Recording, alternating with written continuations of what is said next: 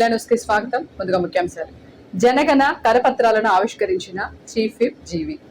Inter ఫలితాల్లో Viswasai junior కళాశాల ప్రభంజనం. వినుకొండపట్నం ప్రభుత్వ చీఫ్ విప్ వారి కార్యాలయంలో భారతదేశ జనాభా గణన ఇళ్ల జాబితా ఇళ్ల గణన కార్యక్రమానికి సంబంధించిన వాల్ పోస్టర్లు పాంప్లెట్లను ప్రభుత్వ చీఫ్ విప్ జీవి ఆంజనేయులు ఆవిష్కరించారు. ఈ సందర్భంగా ఏర్పాటు చేసిన విలేకరుల సమావేశంలో ప్రభుత్వ చీఫ్ విప్ జీవి మాట్లాడుతూ దేశాభివృద్ధికి జనాభా గణన అత్యంత కీలకమని పేర్కొన్నారు.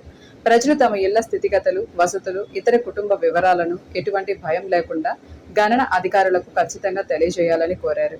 ప్రజలు ఇచ్చే సమాచారం పూర్తిగా గోప్యంగా, సురక్షితంగా ఉంటుందని ఆయన హామీ ఇచ్చారు. దేశవ్యాప్తంగా ఈరోజు స్వీయ గణన నమోదు కార్యక్రమం ప్రక్రియ ప్రారంభమైంది. భారతదేశంలో చరిత్రలో ఈరోజు 2026 సంవత్సరంలో 8వసారి స్వతంత్రం వచ్చిన తర్వాత 8వసారి ఈ జనాభా లెక్కలు, ఈ జనాభా గణన కార్యక్రమం ప్రారంభం అవడం ఎంతో శుభదాయకం. గతంలో 2011లో జరిగింది.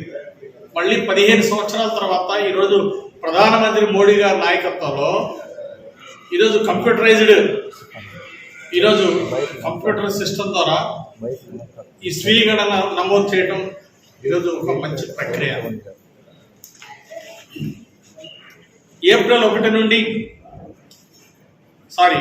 ఈ స్వీయ గణన ఏప్రిల్ 16 నుండి 30 దాకా, ఆ తర్వాత మే 1 నుండి 30 దాకా ఇంటింటికి వెళ్ళి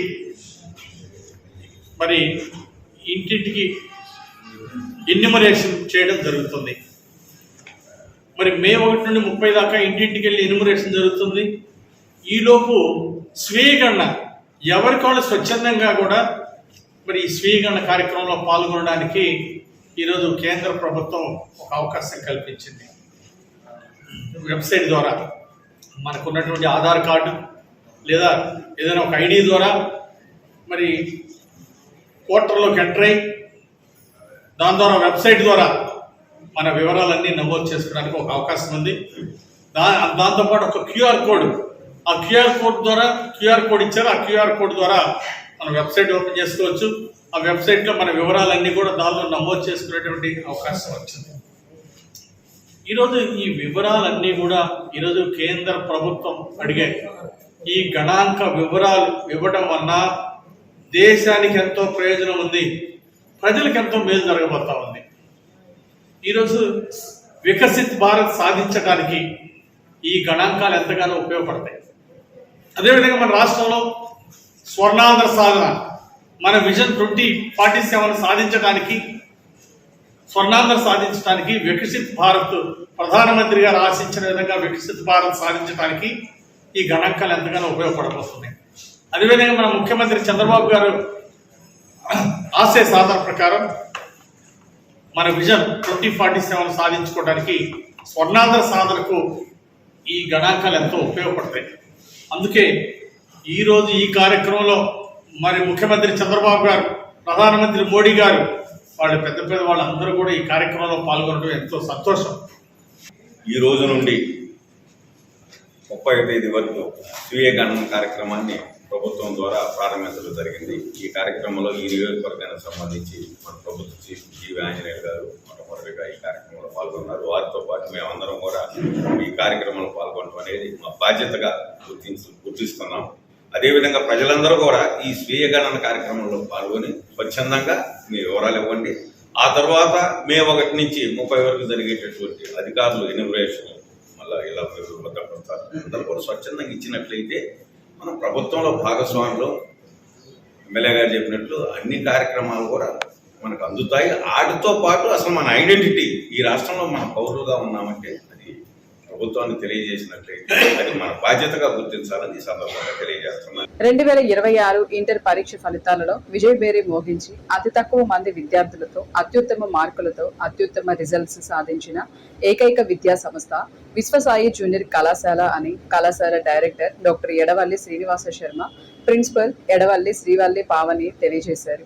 2026 ఇంటర్మీడియట్ పరీక్ష ఫలితాలలో వినుకొండ పట్టణంలో విశ్వసాయి విద్యార్థుల విజయఢంకా మోగించి వివిధ విభాగాలలో అత్యుత్తమ మార్కులు సాధించామని తెలియజేయుటకు మేము సంతోషిస్తున్నామన్నారు. ఇంటర్మీడియట్ స్థాయిలో పాస్ పర్సంటేజ్లో రాష్ట్రంలోనే అత్యుత్తమ స్థానాన్ని కైవసం చేసుకున్న విశ్వసాయి జూనియర్ కళాశాల అయితే ఇంటర్ మొదటి సంవత్సరం 400 పైన మార్కులు సాధించిన మా విద్యార్థులు 58 మంది, ఇంటర్ ద్వితీయ సంవత్సరం 900 పైన మార్కులు సాధించిన మా విద్యార్థులు 57 మంది అని తెలియపరచటకు మేము సంతోషిస్తున్నామన్నారు. ఇంటర్ మొదటి సంవత్సరం మ్యాథమెటిక్స్లో 100కు 100 మార్కులు సాధించిన విద్యార్థులు 8 మంది, ఫిజిక్స్లో 85కు 85 మార్కులు సాధించిన విద్యార్థులు 12 మంది, కెమిస్ట్రీలో 85కి 85 మార్కులు సాధించిన విద్యార్థులు 29 మంది, బయాలజీలో 85కు 85 మార్కులు సాధించిన విద్యార్థులు 5 మంది, సెకండ్ లాంగ్వేజ్లో 99 పైన మార్కులు సాధించిన విద్యార్థులు 47 మంది, 90 పైన మార్కులు సాధించిన విద్యార్థులు 84 మంది అన్నారు. ఇంతటి విజయాన్ని సాధించిన విద్యార్థులకు, వారి తల్లిదండ్రులకు, కళాశాల అధ్యాపకులకు ప్రత్యేక ధన్యవాదాలు, అభినందనలు తెలియజేస్తున్నామన్నారు. ఈరోజు ఇంటర్మీడియట్ మొదటి మరియు రెండవ సంవత్సరం విద్యార్థుల ఫలితాలు రావడం జరిగింది. ఎప్పటిలాగే మన విశ్వసాయి జూనియర్ కళాశాల గతంలో కంటే అత్యుత్తమమైనటువంటి మార్కులు సాధించారు మా విద్యార్థులు. ఎప్పుడు మేము ఊహించిన దానికంటే అత్యధికమైనటువంటి మంచి ఫలితాలు తీసుకొచ్చినటువంటి మా విద్యార్థుల్ని అభినందిస్తున్నాం. అలాగే అలాంటి ఫలితాలు సాధించేందుకు కృషి చేసిన అధ్యాపక బృందానికి, వారిని ప్రోత్సహించిన తల్లిదండ్రులకు కూడా మా కళాశాల తరఫున అభినందనలు, ధన్యవాదాలు తెలియజేసుకుంటున్నాం. ఈ సంవత్సరం విడుదలైనటువంటి ఇంటర్మీడియట్ మొదటి సంవత్సరం ఫలితాల్లో 470 ఎంపీసీ విభాగంలో 464 మార్క్స్ సాధించి ప్రథమ విద్యార్థినిగా ఘనత సాధించింది. అలాగే 461 కూడా సాధించినటువంటి విద్యార్థి ఉంది. బైపీసీలో 455 మార్కులకు గాను 446 మార్కులు సాధించడం మాకు గర్వకారణంగా ఉంది. అలాగే ఈరోజు 400 పైన ఎంపీసీ, బైపీసీ విభాగాల్లో మార్కులు సాధించిన విద్యార్థులు 58 మంది ఉన్నారని చెప్పడానికి మేము చాలా సంతోషిస్తున్నాం. మా దగ్గర చేరినటువంటి విద్యార్థుల్లో అబౌవ్ 35% స్టూడెంట్స్ అబౌవ్ 400 మార్క్స్ సాధించడం జరిగింది. ఇది చాలా గర్వకారణంగా చెబుతున్నాం. అలాగే పాస్ పర్సెంటేజ్ చూసినట్లయితే రాష్ట్రం మొత్తం మీద మా విశ్వసాయి జూనియర్ కళాశాల విద్యార్థులు 96% పైగా పరీక్షలు పాస్ అయిన ఘనతని సాధించడం జరిగింది. అతి తక్కువ మంది పాస్ కానటువంటి విద్యార్థులు ఉన్నారు. అలాగే ఇక సెకండ్ ఇయర్ విద్యార్థులు చూసినట్లయితే 900 పైన మార్కులు సాధించిన వాళ్ళు 57 మంది మాకు రావడం చాలా గర్వకారణంగా ఉంది. 986 మార్కులు సాధించి బైపీసీ విభాగంలో ముందంజలో ఉండగా, అలాగే 984 మార్కులు ఎంపీసీ విభాగంలో సాధించడం జరిగింది. ఇది మాకు చాలా గర్వకారణం. ఇక రేపు త్వరలో రాబోయేటువంటి జేఈ మెయిన్స్ ఫలితాల్లో, అలాగే ఎంసెట్లో, నీట్లో కూడా అత్యుత్తమ ప్రతిభ కనపరుస్తారు మా విద్యార్థులని మేము తెలియజేయటకు చాలా గర్వంగా ఫీల్ అవుతూ ఉన్నాము. ఈ మన వినుకొండకే తలమానికంగా మన విశ్వసాయి కళాశాల నిలబడుతూ ఉంది. ఈరోజు వినుకొండ నియోజకవర్గ స్థాయిలో పాస్ పర్సెంటేజ్ చూసినట్లయితే రాష్ట్ర స్థాయిలో అందరూ కూడా మంచి మార్కులు సాధించడం జరిగింది.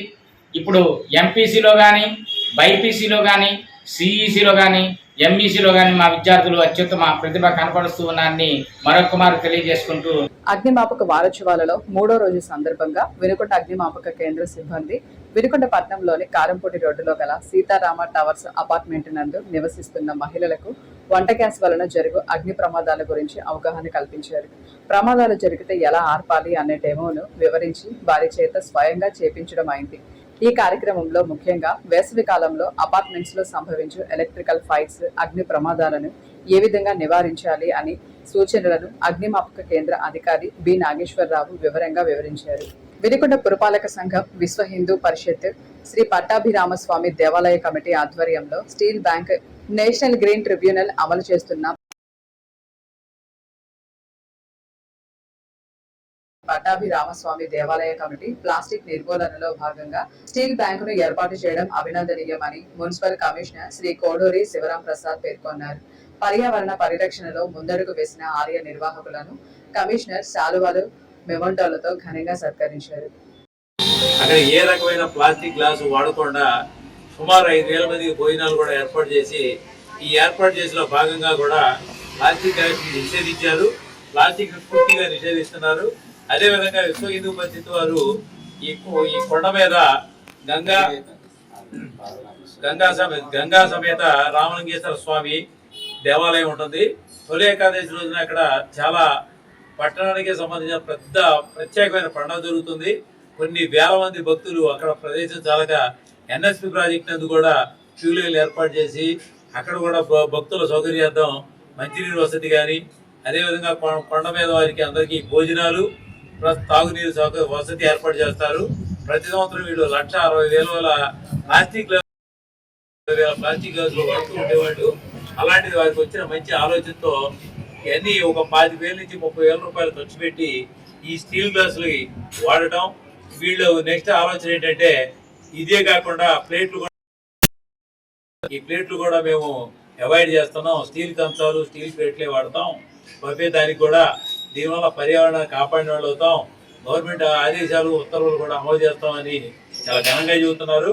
ఇదే విధంగా నగరంలో ఉన్న వ్యాపారస్తులకు కానీ, క్యాటరింగ్ వారికి కానీ, హోటల్స్ వారికి కానీ మేము ప్రత్యేకంగా రిక్వెస్ట్ చేస్తుంది ఏంటంటే plastic waste management rules Andhra Pradesh ప్రభుత్వం, గౌరవ ముఖ్యమంత్రి నారా చంద్రబాబు గారు, స్థానిక శాసనసభ్యులు, ప్రభుత్వ చీఫ్ విప్ జీవి ఆంజనేయులు గారి ఆదేశాలతో స్థానికంగా ఉన్న మా శానిటరీ ఇస్మాయిల్ గారు, అదేవిధంగా అందరి కోఆర్డినేషన్తో ఈ రామ భక్త బృందం కమిటీ వారు ఈ కొత్తపేట ఏరియాలో వీళ్ళు కానీ తొలి అడుగు వేశారు. వీళ్ళు గత 6 సంవత్సరాల నుంచి చేస్తున్నప్పటికీ కూడా ఇంకా యాక్టివ్గా పాజిటివ్ స్టెప్ తీసుకుని ప్లాస్టిక్ ప్లేట్లు కూడా అవాయిడ్ చేస్తామని కూడా చెప్పారు.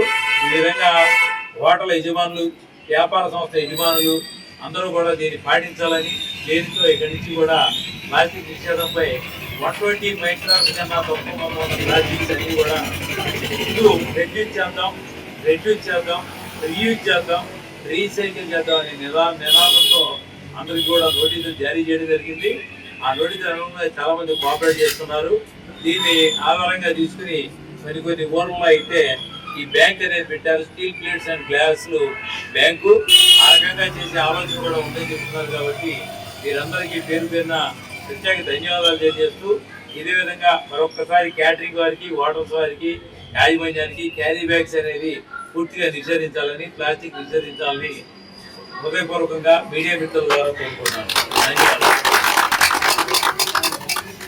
చేయాలని వినుకొండ పట్టణ ప్రజలందరికీ మా కొత్తపేట రామాలయం గుడి తరఫున మరియు నగర మున్సిపాలిటీ సార్ల స్వచ్ఛందంగా వాళ్ళు చేయూతనిస్తున్నారు. కాబట్టి వారిని కూడా గమనించి వారి సూచనల మేరకి పరిశుభ్రత కార్యక్రమంలో భాగంగా ఈ కార్యక్రమాన్ని మొదలుపెట్టాము. వీటన్నిటికీ మీ సహకారాలు అందిస్తూ ఉపయోగించుకోవాల్సిందిగా ముందు కోరుతున్నాము. విశ్వ హిందూ పరిషత్ సమరసత అధ్యక్షులు గజవల్లి నాగపవన్ కుమార్ ఆధ్వర్యంలో వినుకొండ మున్సిపల్ ఆవరణలో ఘన సన్మాన కార్యక్రమం వైభవంగా జరిగింది. ఈ కార్యక్రమంలో శ్రీ గుంటి ఆంజనేయ స్వామి దేవస్థానం చైర్మన్ చిలంకోరి కోటేశ్వరరావుని శాలువాతో సత్కరించారు. ఈ కార్యక్రమం శానిటరీ ఇన్స్పెక్టర్ ఇస్మాయిల్ ఆధ్వర్యంలో నిర్వహించబడింది.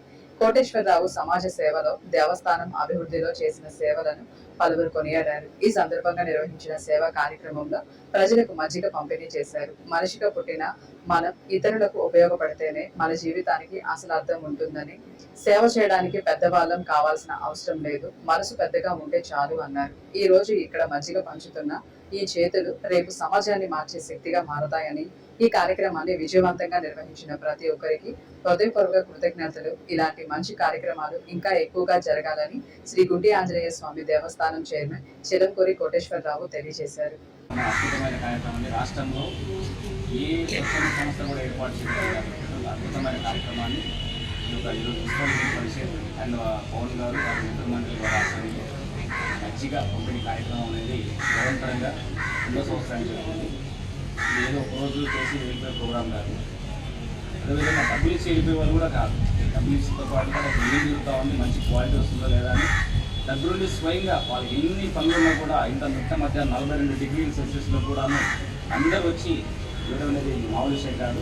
వీళ్ళందరూ కూడా సొంత డబ్బులు ఇవ్వడమే కాకుండా దగ్గరుండి భక్తులందరికీ మేము సేవ చేయాలి, వాళ్ళు ఊరు చేస్తున్నారు కాబట్టి మేము చేయాలని ఇంత మిట్ట మధ్య రావడం అనేది ఆలోచించాలి. ఈ సందర్భంగా కొంతమందికి అదేవిధంగా ఈరోజు మళ్ళీ రాదైన గుంటి ఆంజనేయ స్వామి చైర్పర్సన్ చిలుకూరి వెంకటేశ్వర గారికి, కోటేశ్వరరావు గారికి వారికి పెద్ద ధన్యవాదాలు. ఇలాంటి కార్యక్రమాలు అందరూ కూడా వీళ్ళని చూసి మిగతా వాళ్ళు కూడా చేయాల్సిందిగా సందర్భంగా ఈ అవకాశంలో ఈ కుటుంబ సభ్యులు అందరూ కూడా చేసినందుకు సభ్యులందరూ కూడా మరోసారి హృదయపూర్వక ధన్యవాదాలు. 2025 మార్చి సంవత్సరం నుంచి ఈ యొక్క కార్యక్రమం అద్భుతమైన కార్యక్రమాన్ని రాష్ట్రంలో ఏ స్వచ్ఛంద సంస్థ కూడా ఏర్పాటు చేయడం అద్భుతమైన కార్యక్రమాన్ని ఈ యొక్క ఈరోజు విశ్వ పరిషత్ అండ్ పవన్ గారు వారి మిత్ర మండలి వారి ఆశ్రమంలో మంచిగా పంపిణీ కార్యక్రమం అనేది నిరంతరంగా 2వ సంవత్సరానికి జరుగుతుంది. ఇది ఏదో ఒకరోజు చేసి వెళ్ళిపోయే ప్రోగ్రాం కాదు. అదేవిధంగా డబ్బులు ఇచ్చి వెళ్ళిపోయే వాళ్ళు కూడా కాదు.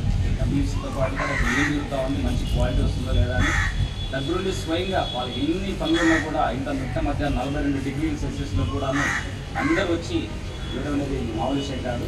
వీళ్ళందరూ కూడా సొంత డబ్బులు ఇవ్వడమే కాకుండా దగ్గరుండి అక్కడందరికీ మేము సేవ చేయాలి, వాళ్ళు ఊరు చేస్తున్నారు కాబట్టి మేము చేయాలని ఇంత మిట్ట మధ్య రావడం అనేది ఆలోచించాలి.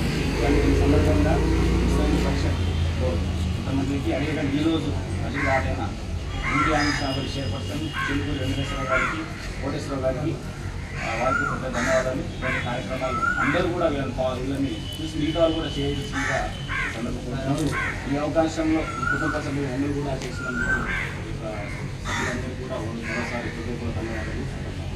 ఇంతటితో వేలాంటి సమాప్తం. తిరిగి రేపటి వేలాంటిలో కలుసుకుందాం. నమస్కారం.